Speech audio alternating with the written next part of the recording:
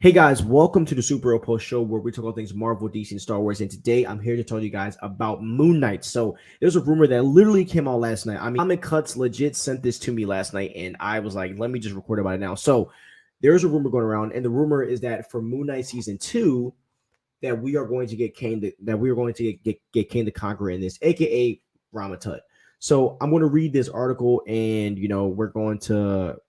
I'll expound after I read. So let's read this. While speaking on the Cosmic Circle podcast, Ayala Ruby revealed that her coworker Alex Perez, who is an industry insider, heard some curious rumors that Kang will be involved somehow in Moon Knight season 2. It's important to note that a second season of Moon Knight has not been confirmed by Marvel Studios, and all of this information should be treated strictly as a rumor. All right. In this previous interview with the direct Moon Knight showrunner Jeremy Slater, revealed that at one point there was actually a reference to Kang in the first season. So let's read this quote. I can't remember, but there was a line where I think Steven is sort of rattling off some Egyptian history that he has locked away in his brain. And he did mention Ramatut. I don't remember if that line is still in the show or not, but it was that small. It was him mentioning a list of famous pharaohs or something like that. But that was Nick Pepin, one of our executives at Marvel. That was his idea to sort of slip in there as a fun Easter egg. To reiterate, Ramatut, a version of Kang who traveled back to ancient Egypt, ruled as a powerful pharaoh, blah, blah, blah. Now, okay, so let's read this, right? Moon Knight meets the Egyptian king. It would make perfect sense for Ramatut to start showing his face in meaningful ways. His appearance in Quantumania gives off the impression that he'll be among the more important king variants. While Ramatut didn't show his face in last year's Disney Plus series, a briefly seen piece of graffiti art in the show does seem to be a direct reference to him. Given all of the Egyptian-based locations and the various tidbits of related knowledge being thrown out left and right, it is a little disappointing that the ruler wasn't directly referenced even once.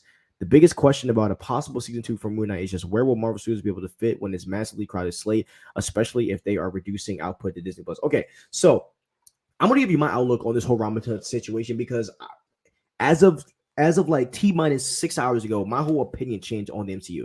Now I'm going to be dropping a video probably tomorrow or probably maybe Thursday because I figured out everything that the MCU is doing, and this theory that I have is going to shake their rooms. I swear to you. So I'll be honest. I don't think Ramatut existed in the 616. And I have a reason why, but there could possibly be a reason why he could exist in the 616, if that makes sense. So there's this theory that I'm working on. I'm just going to drop it for you here, but I'll dig deeper into it in a separate video because it's enough information to have a video for itself. So the theory that I'm coming up with is the fact that the 616 universe, the Council of Kangs can't touch the 616. There's only been one Kang that has been able to affect the 616, and that was He Who Remains.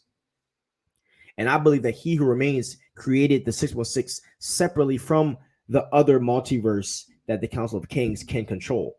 That's why we really haven't seen any Kang stuff going on in the 616 like that.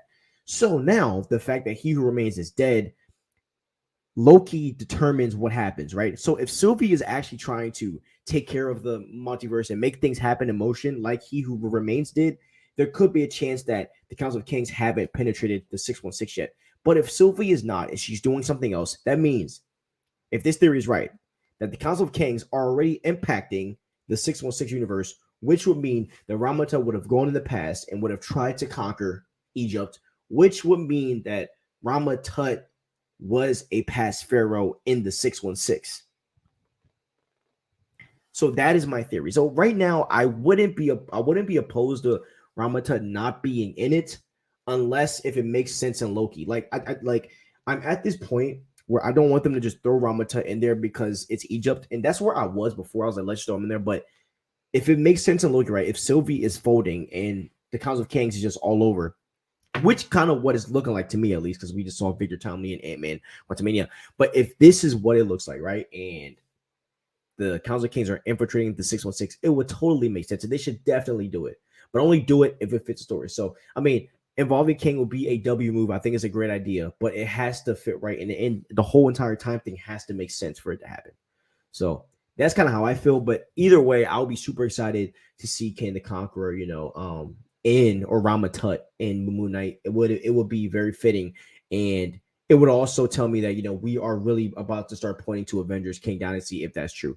But as the article said, right, there's a massive schedule. If I was Marvel, I would speed up Moon Knight and cancel other projects to do that, because I think that would be very important and cool.